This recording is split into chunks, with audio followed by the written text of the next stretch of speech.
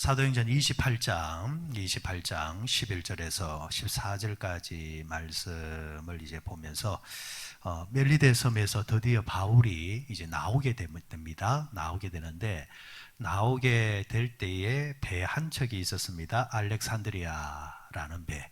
그러니까 지난번 때 바울이 타고 왔던 그 배가 파선을 했지 않습니까? 그러니까 큰 파도가 일 때에, 파도가 칠 때에 또 그곳을 지나가고 있는 상선이 하나 있었는 모양입니다. 그래, 그 상선이, 그 배는 이제 파선된 것이 아니라 이쪽으로 기항을 하게 된 겁니다. 바람을 피해서, 파도를 피해서 기항을 하고, 이제 꼼짝달싹 이제 3개월 동안 하지 못하다가 이제 드디어 이제 찬바람이 그치고 파도가 이제 줄어들게 되어지자 이 상선이 이제 다시금 바울이 가고자 하는 목적지, 그러니까 이 상선도 로마를 향하는 그런 배였다 이래 볼 수 있습니다.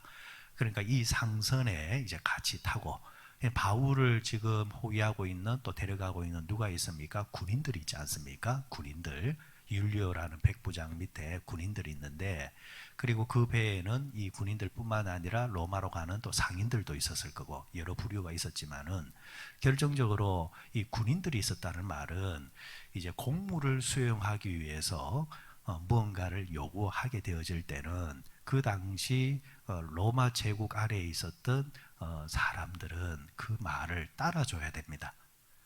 자, 그런 면에서 율료가 이 섬에서 나올 수 있는 유일한 배가 지금 이곳에 기항하고 있는 상선, 알렉산드리아라는 이 상선.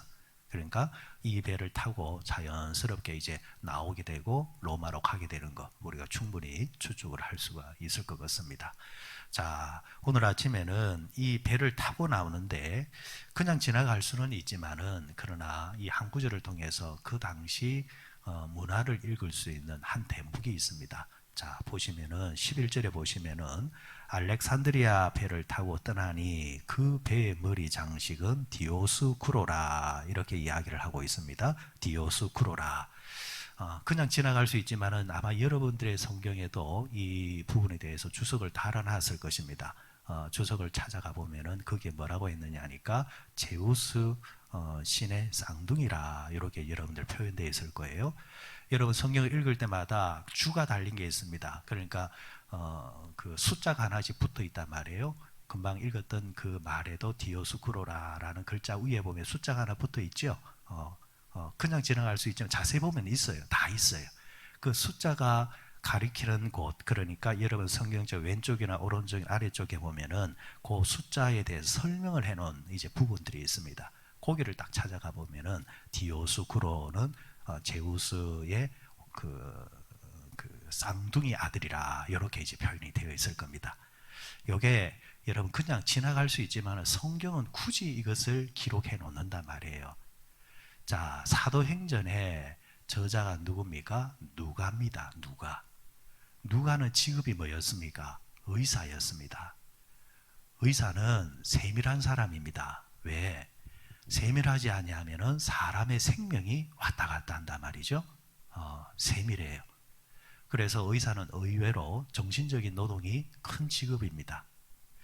자, 누가가 세밀합니다. 그래서 누가가 쓴 복음서를 알 수 있는 누가복음도 보면은 다른 복음서에서 굳이 언급하지 않아도 되는 부분들을 기록해 놓는 부분들이 많습니다. 그만큼 누가가 세밀하다는 이야기죠. 그러면 디오스쿠로라는 이 단어를 넣어놓은 이유가 있겠다. 왜 그렇게 넣어놨을까? 그 당시 문화를 알 수 있는 이야기를 넣어놓는 이유가 있다라는 거죠.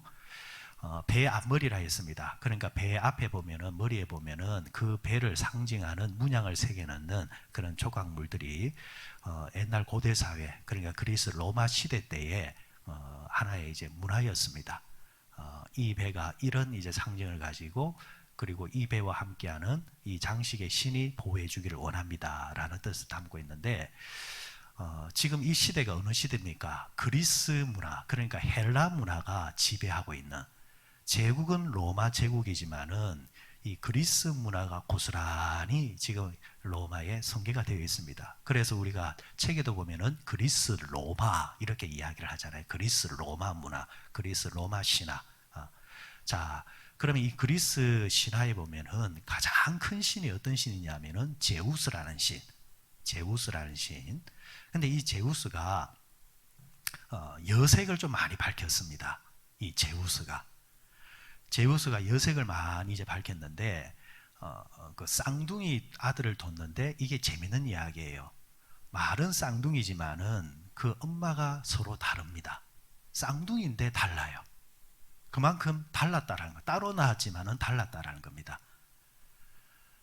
첫째 아들은 이제 달의 신 레다라는 그런 신을 통해 가지고 아들을 낳았습니다. 신의 아들이죠.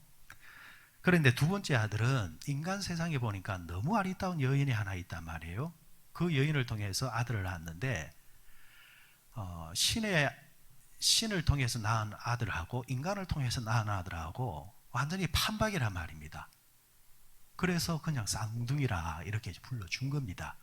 불러줬는데 신을 통해서 낳은 아들은 어떤 것을 이제 관장하게 해줬느냐 하니까 바다에서 선원들이 이제 항해를 할 때에 그 사공들 이 사람들이 바다에서 안전하게 일을 하고 운행을 할 수 있도록 보호해 주는 것. 그러니까 사공들이 바다를 나가게 되어지면은 이 항해가 안전하게 해주십시오라고 바로 그 쌍둥이 아들의 첫 번째 아들한테 빌었다라는 겁니다. 두 번째 아들에게는 어떤 이제 또 권한을 줬느냐 하니까 그 배가 그 상선일 때에 그 바다를 건너가서 물건을 파고 뭐 그러잖아요. 그러면은 이윤을 많이 남길 수 있도록 그러니까 해상에서 재물의 신을 다스리는 재물을 다스리는 그런 이제 권력을 이제 제우스가 그에게 줍니다. 그러니까 둘 다 뭡니까?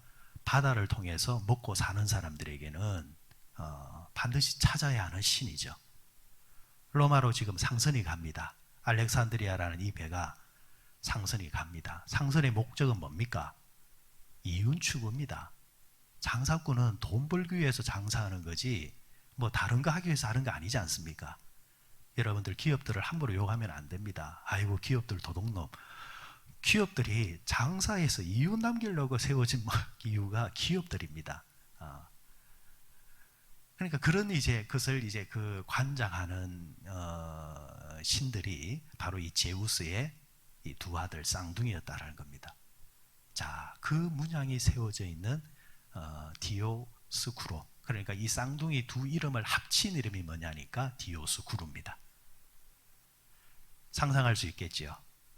이 섬에서 다시 출항을 할 때에 사람들은 또 디오스쿠로 그 문양을 보면서 조각을 보면서 기도하겠죠. 이제 이 배가 다시 출항을 해서 로마로 갑니다. 앞서 불었던 그런 폭풍과 태풍 때문에 항해에 방해를 받지 아니하도록 신이시여 도와주옵소서.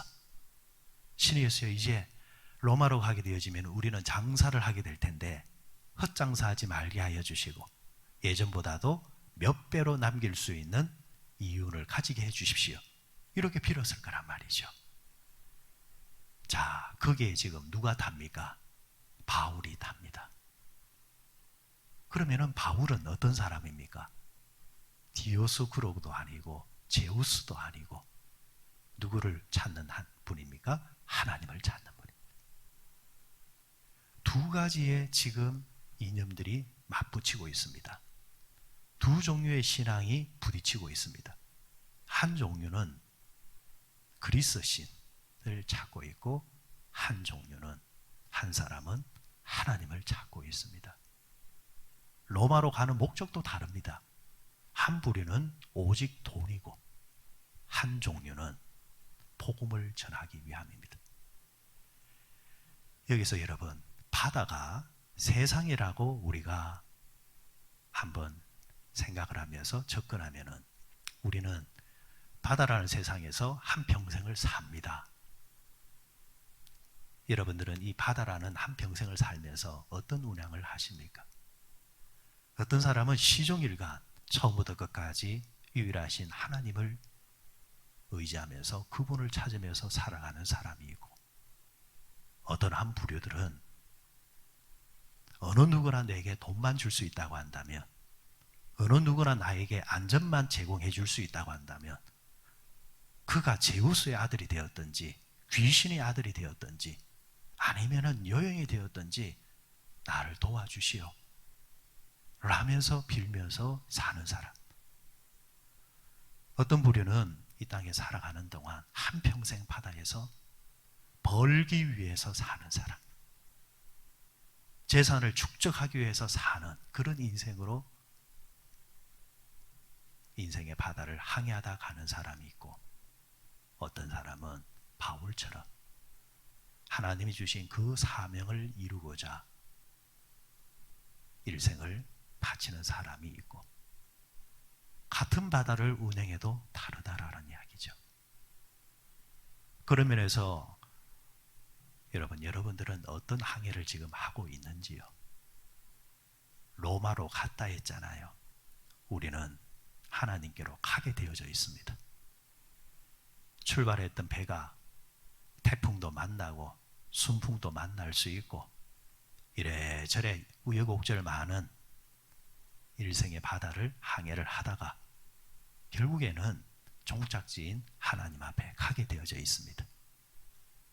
종착지에 가서 닷을 내리고 그곳에 있는 하나님을 만날 때에 너 뭐하다 왔느냐 이렇게 물을 때에 예, 저 돈 벌다 왔습니다. 고생하다 왔습니다. 뭐하다 왔습니다. 여러 이야기 할 거예요.